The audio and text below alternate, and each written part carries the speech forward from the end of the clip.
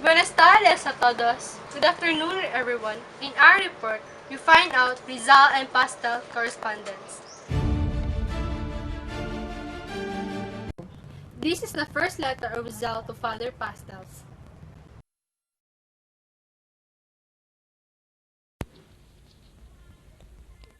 A thing which in my humble opinion is to offend God, and to disdain his most precious gifts. Though I am completely ignorant of the acts in my life to which your reverence refers nevertheless, it does not seem to me so censurable for one to look at his affairs through the prism of his own judgment and self-esteem, for God must have given these faculties to him for some purpose. Rizal thinks that God is not worthy for one's consideration and respect. With regard of self-esteem, Rizal confessed candidly that he have a long time asked God very sincerely to deprive him of it, but God, who knows better what suit us, has left to him. Now, Rizal understands that a man never should be deprived of his sentiment. He believed that self-esteem is a great good that God has endowed with man for his perfection and purity. At the end of the letter, Rizal thanks for Father Pastel for his prayers, and Rizal mentioned that he prays for two very now and then. But now, when Rizal prays, he never asks for anything because he believes that he has everything and all that happens to him is God's will, which means Rizal is very contented.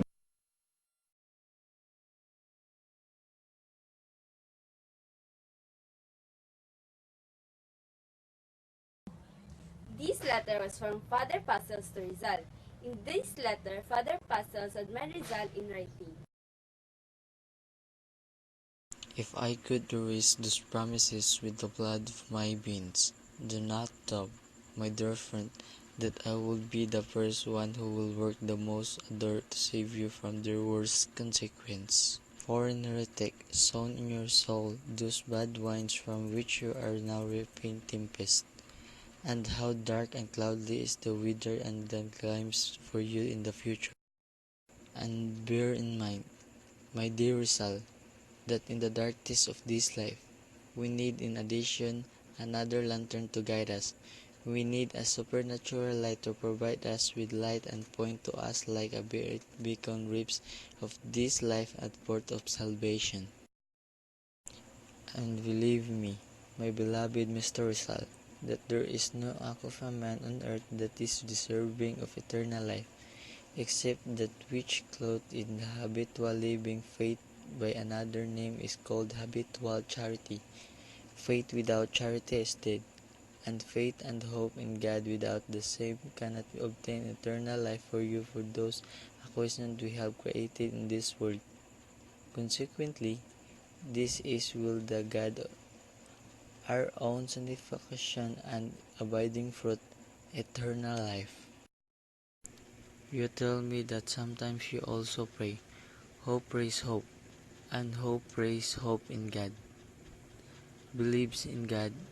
If this hope is supernatural, your faith is also supernatural. You see that it does not occur to you to ask for anything. Ask Him for the supernatural gift of faith, of hope, and of charity, and of the ultimate perseverance in these virtues, and thus the will of God will be done unto you.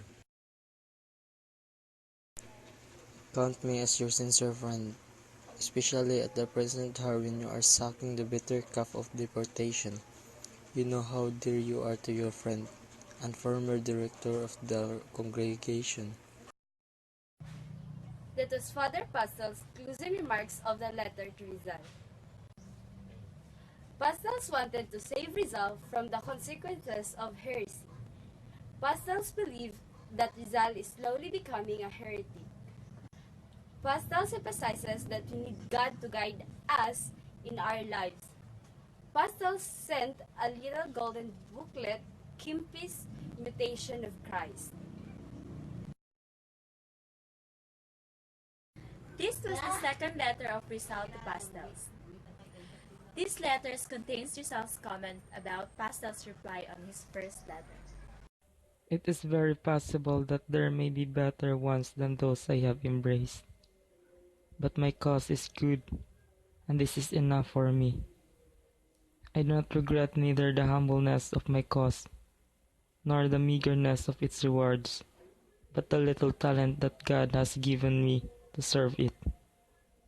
If instead of weekend I had been solid Malay, better service I would be able to render. I accept the cause of my country in the firm belief that God, who has made me a Filipino, would know how to forgive me for the mistakes that I commit. Considering our difficult situation and the defective education that farm birth to receive. Moreover, I do not aspire either for eternal fame or eternal renown. I do not aspire to equal others whose conditions, faculties, and circumstances could be and are effective different from mine.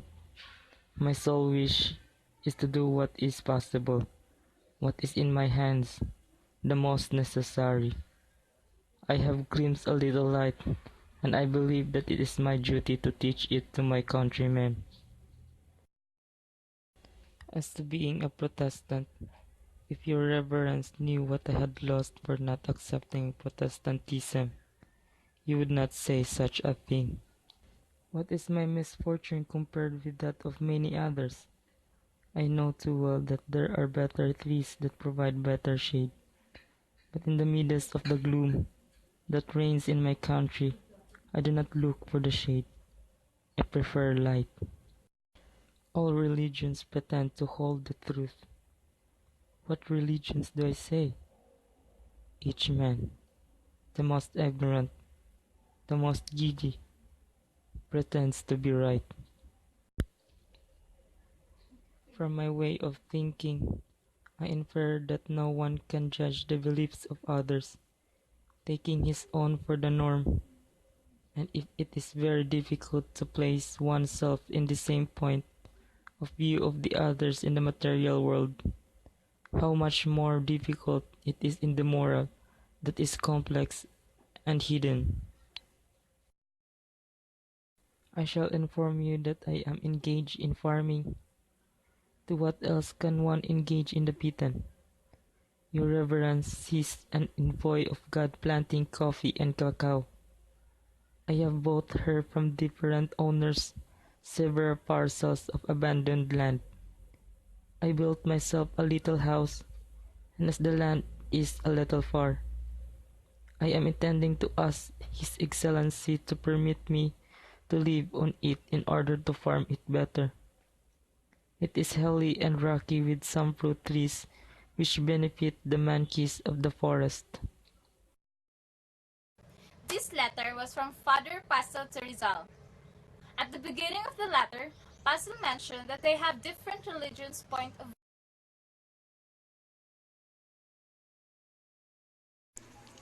You assure me that you are not Protestant, and had it not been for your respect for the religious idea and for holding religion as a matter of convenience or as an art to get along with in this life, you would now be rich, free, and covered with honors. It is necessary to include by establishing the following basis. First, the greatest benevolence and profound respect, complete acquiescence and even solidarity with every true idea sincerely conceived and practiced with conviction. Second, profound hatred, inflexible and ceaseless war against the false and erroneous ideas. Third is commiseration towards persons who have sincerely conceived and practiced with conviction false and erroneous doctrines, offering them opportune and even inopportune and officious aid whenever an occasion arises, order to banish the errors and make them come into the mire which their bad conviction and habits and plunge them. Fourth, persecute, isolation, silence, and confuse every erroneous ideas malicious conceived and practiced, especially if it's pernicious, so that I will not communicate society with the harmful purpose. But the following words that I read in your letter make my soul cold. All religious pretend to possess the truth. To us, only mathematical truths that are like plain figures show themselves in that manner, but religious, moral, and political truths are figures of extent and depth. The divine mission of Jesus Christ is more than sufficient, most abundantly proven by his miracle, which if they are true, the most evident testimonies and constitute a kind of irrefutable proofs, will now Jesus Christ performed that miracle to prove his divine mission. Already on another occasion he had said to the Jews, "If you do not wish to believe me, believe my works." Pastells emphasizes Rizal's point of view. He brought up the topic about Jesus Christ, and at the end of the letter, Pastells commented Rizal's new place near the plantation. I pity those people for their rich condition in their muddy places during the planting season. Please see how all this could be avoided. In this letter, Rizal explains his concept of God. Who is he?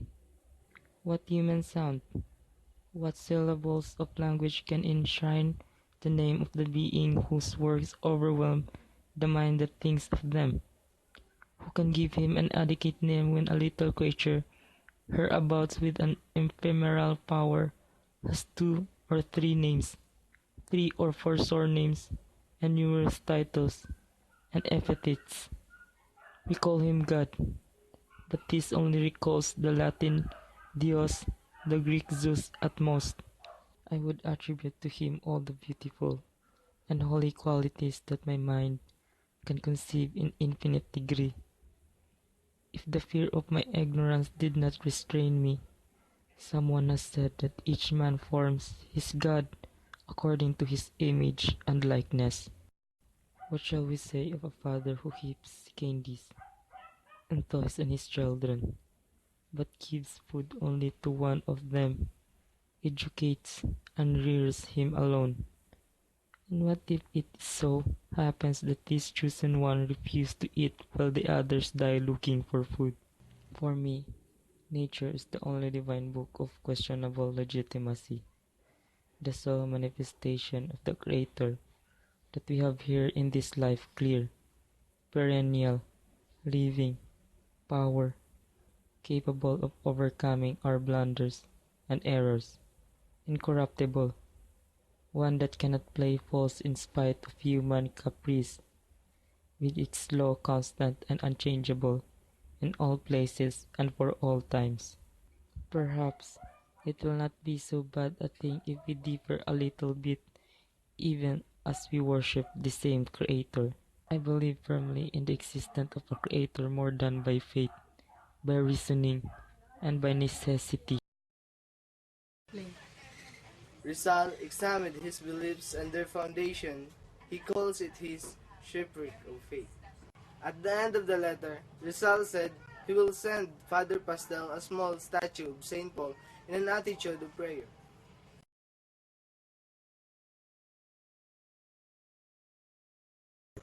This letter focuses on the appreciation of Pastel and Rizal's faith, that no matter what happened, Rizal still believes in God.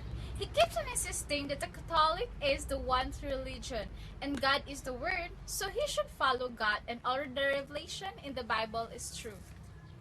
And Father Pastel reminded Rizal that conscience is very important for us, and we should need to follow our conscience, because this is the instrument God has given to us. And he tells Rizal that science and religion doesn't contradict, because both of those fields is under God's control.